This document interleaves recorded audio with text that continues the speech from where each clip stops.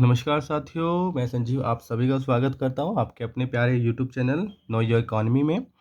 आज हम लोग माइक्रो इकोनॉमिक्स का फर्स्ट यूनिट इंट्रोडक्शन के बारे में कुछ जानेंगे। तो आज हम इसको स्टार्ट करते हैं। सीरीज़ वाइज मैं आपको वीडियो डालता रहूँगा। अभी फर्स्ट वीडियो आपकी इंट्रोडक्शन का फर्स्ट पार्ट है।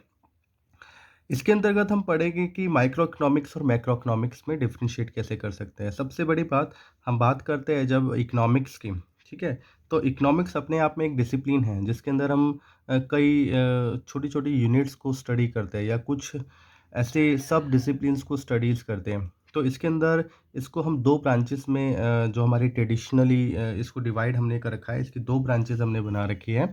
एक है micro economics and second is macro economics. फिलहाल अभी आपको माइक्रो इकोनॉमिक्स पढ़ना है लेकिन हम दोनों का मतलब जानेंगे और ये क्वेश्चन आपका एग्ज़ाम में भी आता है। 4-5 नंबर का आ जाता है कभी-कभी, जिसमें आपको डिफरेंशिएट ही करना होता है माइक्रो और मैक्रो इकोनॉमिक्स में। तो इसको हम ठीक से समझते हैं आज।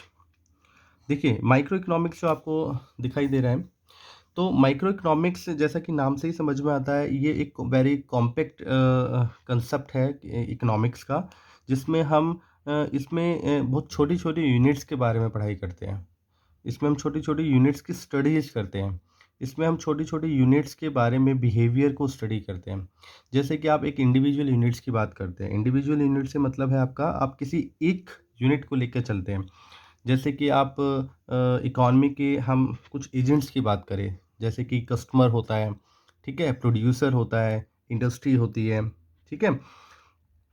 तो जैसे बायर सेलर भी है अपने एक कस्टमर मीन्स बायर हो गया, है ना? सेलर हो गया आपका, प्रोड्यूसर हो गया, ठीक है? तो मार्केट हो गई, ये सारी चीज़ें इसके अंदर है। और जब हम एक इंडिविजुअल की बात करेंगे, चाहे वो एक बायर हो, चाहे वो एक सेलर हो, चाहे वो एक इंडस्ट्री हो, चाहे वो एक मार्केट हो, तो जब हम किसी एक एक के बारे में स्टडी करते हैं, उसका बिहेवियर स्टडी करते हैं डिफरेंट सर्कमस्टेंसेस में कि एक इंडिविजुअल, एक बायर किस तरीके से रिएक्ट करता है, जब मार्केट में किसी कमोडिटी का प्राइस इंक्रीज़ होता है या डिक्रीज़ होता है। एक प्रोड्यूसर किस तरीके से रिएक्ट करता है, एक इंडस्ट्री कैसे रिएक्ट करती है, मार्केट कैसे रिएक्ट करती है, किसी एक कमोडिटी का प्राइस कैसे डिटरमाइन होता है मार्केट के अंदर, है ना? जैसे कि हम कोई भी मार्केट में चीज़ें खरीदते हैं, कलर्स खरीदते हैं, सब्जियाँ खरीदते हैं, हाँ, बलून्स खरीदते हैं, बेडशीट लेते हैं, पिलो लेते हैं, ठीक है? मतलब फ्रूट लेते हैं, कोल्ड ड्रिंक लेते हैं, ये सारी चीज़ें जो मार्केट में मिलती है, तो इनका प्राइस डिटरमाइन कैसे किया जाता है? प्राइस डिटर्मिनेशन अगर मान लो कोई कहे कोका कोला तो बिक ही रहा है, 15 में भी बिक रहा है, तो क्यों ना इसका ₹20 प्राइस कर दें? तो क्या अपने मन से प्राइस ₹20 हो जाता है? तो ये सारी चीज़ें हम इस माइक्रो इकोनॉमिक्स में स्टडी करेंगे, ठीक है? वहीं जो मैक्रो इकोनॉमिक्स है, मैक्रो इकोनॉमिक्स एक वास्ट कांसेप्ट है माइक्रो इकोनॉमिक्स से। मैक्रो इकोनॉमिक्स में हम किसी एक इंडिविजुअल को लेके नहीं चलते हैं, हम किसी एक कस्टमर, एक किसी प्रोड्यूसर की बात नहीं करते हैं। इसके अंदर हम एक टोटैलिटी की बात करते हैं, हम एक इकोनॉमी को एज़ अ होल लेकर चलते हैं, ठीक है? मतलब we studies the economy in its totality और एज़ अ होल, यानी कि कंप्लीट एक एक यूनिट मानकर, एक इकोनॉमी को एक यूनिट मानकर, जैसे इंडियन इकोनॉमी को कंप्लीट एक यूनिट मानकर हम उसको स्टडी करते हैं। उसके अंदर इंटरपर्सनल जो एक्टिविटीज़ होती है, आपस में जो डिफरेंट इसके जो एजेंट्स हैं, उनके आपस में इंटर रिलेशंस कैसे हैं, उसमें इंटरैक्शन कैसा होता है, इन सब को बारीकी से हम स्टडी करते हैं मैक्रो इकोनॉमिक्स के अंतर्गत, ठीक है? अब जैसे कि हम किसको माइक्रो इकोनॉमिक्स में स्टडी कर सकते हैं? हम इसमें स्टडी कर सकते हैं इंडिविजुअल इनकम के बारे में, ठीक है? इंडिविजुअल सेविंग्स की जब हम बात करते हैं तो वो माइक्रो इकोनॉमिक्स है। जब हम एक इंडिविजुअल कंज़प्शन की बात करते हैं कि एक्स फैमिली या वाई फैमिली या फिर गुप्ता जी की फैमिली जो है, ठीक है? आपके पड़ोस में, या फिर हम अंबानी की बात करें, अडानी की बात करें, जब हम किसी एक इंडिविजुअल की कंज़प्शन, सेविंग या इनकम की बात करते हैं, तो ये सभी चीज़ें आपका माइक्रो इकोनॉमिक्स का कंसेप्ट बन जाता है, यानी उसके माइक्रो इकोनॉमिक्स के अंदर आ जाता है। वहीं जब हम हमारी इकोनॉमी के अंदर टोटल कंज़प्शन कितना हो रहा है, टोटल कंज़प्शन चाहे वो एक्स चीज़ का हो रहा है, वाई चीज़ का हो रहा है, जेड चीज़ का हो रहा है, या हम ये इसको ऐसे बोल सकते हैं कि हमारे इंडिया के अंदर, हमारी इकॉनमी के अंदर या किसी दूसरी इकॉनमी के अंदर, जिस भी इकॉनमी की हम बात कर रहे हैं, जिसको हम स्टडी कर रहे हैं हम, क्योंकि यहाँ पे हमने एक इकॉनमी को ही एक यूनिट मान लिया है, हमने एक एग्रीगेट एज़ अ होल मान लिया है उसको। तो उसके अंदर हम किसी एक्स वाई चीज़ के बारे में बात नहीं कर रहे, हम टोटल एक्सपेंडिचर की बात कर रहे हैं कि भई एक्स कंट्री के जो लोगों ने कंज़प्शन पे टोटल कितना खर्च किया, चाहे वो एक्स की चीज़ पे खर्च किया हो, चाहे वाई पर, चाहे वो सर्विसेज़ हो, चाहे वो कमोडिटीज़ हो, चाहे वो जेड हो, चाहे वो कुछ भी हो, ए टू जेड कोई भी चीज़ पे खर्च करते हैं, छोटी से छोटी चीज़ों पे, टोटल कंज़प्शन हमें चाहिए, ठीक है?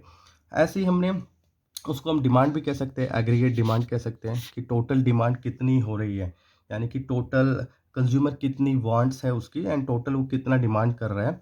ऐसे ही एग्रीगेट सप्लाई की बात कर सकते हैं कि टोटल सप्लाई कितनी है। अगर हम अपने जितने भी रिसोर्सेज हैं उन सबको मिला दें एंड उसका यूज़ करें एंड उसके बाद हम प्रोडक्शन कर रहे हैं, तो एग्रीगेट सप्लाई कितना कर पा रहे हैं at the given price of the commodity, ठीक है? लेवल ऑफ एम्प्लॉयमेंट क्या है, क्योंकि हम यहाँ पे इस तरह के कंसेप्ट, देखो एम्प्लॉयमेंट का कंसेप्ट माइक्रो इकोनॉमिक्स में पढ़ ही नहीं सकते। क्या हम एक एक इंडिविजुअल की बात कर सकते हैं एम्प्लॉयमेंट रेट क्या है देश के अंदर? हाँ, हम उसमें समझ ही नहीं सकते हैं एम्प्लॉयमेंट और अनएम्प्लॉयमेंट को। इन्फ्लेशन को हम किसी एक इंडिविजुअल यूनिट के बारे में स्टडी करते हैं, तो इन्फ्लेशन कितना, यानी महँगाई कितनी बढ़ रही है, कम हो रही है, तो हम उसको स्टडी कर ही नहीं सकते इंडिविजुअल को लेकर, एक फैमिली को लेकर या एक एरिया के कुछ फैमिलीज़ को लेकर। हम कभी भी इन्फ्लेशन, एम्प्लॉयमेंट, एग्रीगेट सप्लाई, इस तरह की चीज़ों को हम स्टडी नहीं कर पाएँगे, ठीक है? तो ये सब चीज़ें हम किस में पढ़ सकते हैं? ये सिर्फ़ हम पढ़ सकते हैं मैक्रो इकोनॉमिक्स के अंडर। क्लियर है ये पॉइंट? आगे आ जाते हैं हम। अच्छा, ये आपको कई बार एग्ज़ाम में प्राइस थ्योरी देखने को मिलेगा या फिर theory of income and employment. अच्छा, जब बात होती है प्राइस थ्योरी की, तो प्राइस थ्योरी को जैसे हम माइक्रो इकोनॉमिक्स थ्योरी जो है, जो माइक्रो इकोनॉमिक्स की थ्योरी है, उसको हम दूसरे नाम से बोले तो प्राइस थ्योरी भी बोल सकते हैं।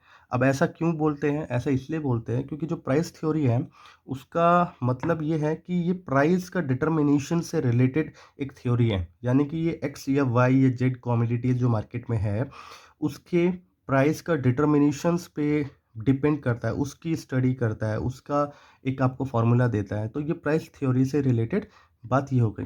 तो जब हम बात करते हैं माइक्रो इकोनॉमिक्स में, तो माइक्रो इकोनॉमिक्स भी supply and demand and saving and consumption, income, individual unit, individual demand, individual savings की, जब हम इसमें सब ये चीज़ें आती है। तो जब एक इंडिविजुअल कमोडिटी की हम बात करते हैं, तो उस इंडिविजुअल कमोडिटी का प्राइस क्या होगा, ये भी डिटरमिनेशन हम माइक्रो इकोनॉमिक्स के अंतर्गत करते हैं। इसलिए प्राइस थ्योरी और माइक्रो इकोनॉमिक्स थ्योरी को हम एक तरह से सिमिलर बोल सकते हैं, सिमिलर वर्ड है, ठीक है? या हम इसका ही एक कॉम्प्लीमेंट्री मान सकते हैं। क्लियर है? तो price theory is also known as या also called as microeconomics theory, whereas macroeconomics theory जो है आपकी यहाँ पे, उसको हम थ्योरी ऑफ एम्प्लॉयमेंट या इनकम बोलते हैं। क्योंकि हम इसके अंदर जब हम मैक्रो इकोनॉमिक्स की बात करते हैं ना, तो मैक्रो इकोनॉमिक्स में क्योंकि हम एग्रीगेट की बात कर रहे हैं, एग्रीगेट कंजप्शन कितना है, एग्रीगेट मतलब टोटल, है ना? टोटल मीन्स सभी इंडिविजुअल को टोटल कर देते हैं हम, उसको जोड़ देते हैं। तो हमारी कंट्री के अंदर अगर 130 करोड़ इंडिविजुअल्स हैं, तो उन 130 करोड़ इंडिविजुअल की डिमांड को हमने प्लस कर दिया, तो वो आपकी एग्रीगेट डिमांड आ गई। एग्रीगेट सप्लाई ऐसे आ जाएगी कि कितने प्रोड्यूसर एंड सप्लायर हैं, उनकी टोटल सप्लाईज को हम एग्रीगेट सप्लाई बोल देंगे। इसी तरीके से नेशनल इनकम की बात करें, देखो जब इंडिविजुअल सेविंग या इनकम की बात कर रहे हैं, तो हम एक पर्सन, एक फैमिली की बात कर रहे हैं। वहीं पे जब हम एक नेशनल इनकम की बात कर रहे हैं, तो नेशनल इनकम से मतलब है कि हमारी एक इकॉनमी जो है, किसी भी इकॉनमी की जो हम स्टडी कर रहे हैं, उस इकॉनमी की टोटल सेविंग्स कितनी है या टोटल इनकम कितनी है। तो टोटल इनकम की बात करें, तो टोटल इनकम कैसे निकालेंगे? टोटल इनकम मतलब है उसका टोटल कंजप्शन प्लस सेविंग्स, ठीक है? यानी कि ये बाद में समझते हैं, बस इतना समझ लीजिए कि टोटल इनकम यानी टोटल एक देश के अंदर जितनी भी उसकी इकॉनमी है, जीडीपी है, उसको हम एक तरह से उसकी टोटल इनकम को सिमिलरली बोल सकते हैं। तो इसके अंदर हम, चूँकि ये सारी जो हम एग्रीगेट डिमांड, सप्लाई वगैरह की बात करते हैं, तो ये कहीं न कहीं इसी के चारों तरफ घूमता रहता है, थ्योरी एम्प्लॉयमेंट की और इनकम की। तो इ इसलिए हम इसको एक सेकंड नेम दे देते हैं मैक्रो इकोनॉमिक्स को, जिसको हम जानते हैं theory of income and employment के नाम से। ठीक है? एक और बहुत ही इम्पोर्टेंट चीज़ है माइक्रो इकोनॉमिक्स के अंदर। माइक्रो इकोनॉमिक्स में हम बात करते हैं या हम डील करते हैं with the central problem. Central problem एक ऐसी प्रॉब्लम होती है जो कि चॉइस की प्रॉब्लम होती है, जो कि हम अभी पढ़ेंगे इसी इंट्रोडक्शन के यूनिट के अंतर्गत। तो डील जब हम करते हैं सेंट्रल प्रॉब्लम से, तो वो सारे फैक्टर्स जो डील करने के लिए चाहिए, वो सब चीज़ें जो है हमारी माइक्रो इकोनॉमिक्स से रिलेटेड होती हैं।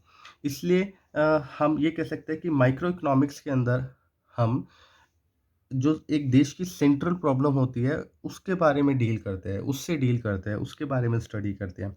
वहीं पे जब हम बात करते हैं मैक्रो इकोनॉमिक्स की, तो मैक्रो इकोनॉमिक्स में हम जो नेशनल इश्यूज़ हो जाते हैं हमारे, जैसे कि लेवल ऑफ इनकम हमारे कितना है, एम्प्लॉयमेंट क्या है देश का, एम्प्लॉयमेंट रेट क्या है, या अनएम्प्लॉयमेंट रेट क्या है, ये देश के अंदर इन्फ्लेशन क्या चल रहा है, इन्फ्लेशन रेट कितना है, ठीक है? तो उसके हिसाब से फिर हमें इन्फ्लेशन रेट जितना कम ज़्यादा होता है, उसके हिसाब से मॉनेटरी पॉलिसीज़ लानी पड़ती है, ठीक है? बैलेंस ऑफ ट्रेड क्या है? तो ये सारे जो फैक्टर्स होते हैं, ये हम पढ़ते हैं मैक्रो इकोनॉमिक्स के अंदर। तो इसलिए हम ये कह सकते हैं कि मैक्रो इकोनॉमिक्स डील करता है एज़ ए जो सच एज़ जो हमारे एक एग्रीगेट, या हम ये कह सकते हैं नेशनल इश्यूज़ जो होते हैं, एक बड़े लेवल के जो इश्यूज़ है, ठीक है? जिसके अंदर हमारा एम्प्लॉयमेंट आ गया, पॉवर्टी आ गया, इन्फ्लेशन आ गया, नेशनल इनकम आ गया, तो इन सब चीज़ों के बारे में हम इसमें स्टडी करते हैं। क्लियर है? आज के लिए इतना काफ़ी है। एक और वीडियो के साथ आप सभी से मुलाकात होगी। तब तक के लिए धन्यवाद।